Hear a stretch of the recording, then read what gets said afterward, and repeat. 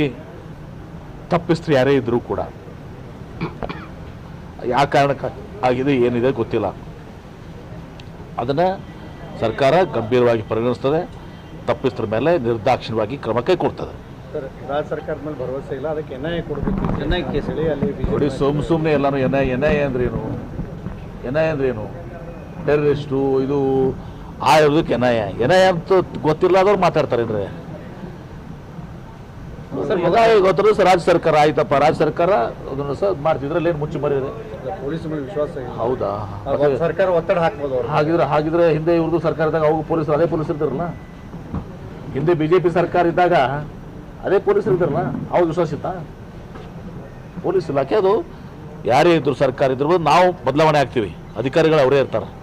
ಇಲ್ಲಿದ್ದವ್ರು ಅಲ್ಲಿರ್ತಾರೆ, ಅಲ್ಲಿದ್ದವ್ರು ಇಲ್ಲಿರ್ತಾರೆ ಅಷ್ಟೇ. ನಾವು ಟೆಂಪ್ರರಿ, ಅವ್ರು ಪರ್ಮನೆಂಟ್. ಅವ್ರಿಗೂ 58 ವರ್ಷ ತನಕ ಅಷ್ಟೇ ಪರ್ಮನೆಂಟ್, ಮುಂದೆ ರಿಟೈರ್ ಆಗ್ತಾರೆ. ಸರ್, ಮೊದಲೇ ಅವನ್ನ ಫೋಟೋ ಹಾಕಿ ಇಂಥ ಹಿಂದೂ ಕಾರ್ಯಕರ್ತ ಹತ್ಯೆ ಮಾಡಿದ ಪೋಸ್ಟ್ ಹಾಕ್ತಾರೆ. ನೋಡಿ, ಅದ್ರ ಬಗ್ಗೆ ತನಿಖೆ ಮಾಡ್ತೀವಲ್ಲ.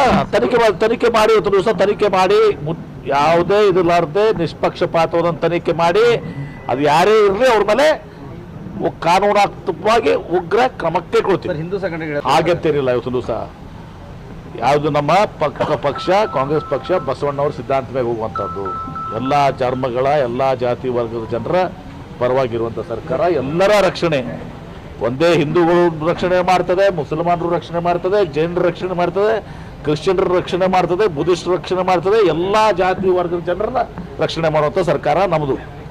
ಇದು ಬಸವ ತತ್ವದ ಮೇಲೆ ಇರುವಂಥ ಸರ್ಕಾರ. ಮುಂದಿನ ಬಜೆಟ್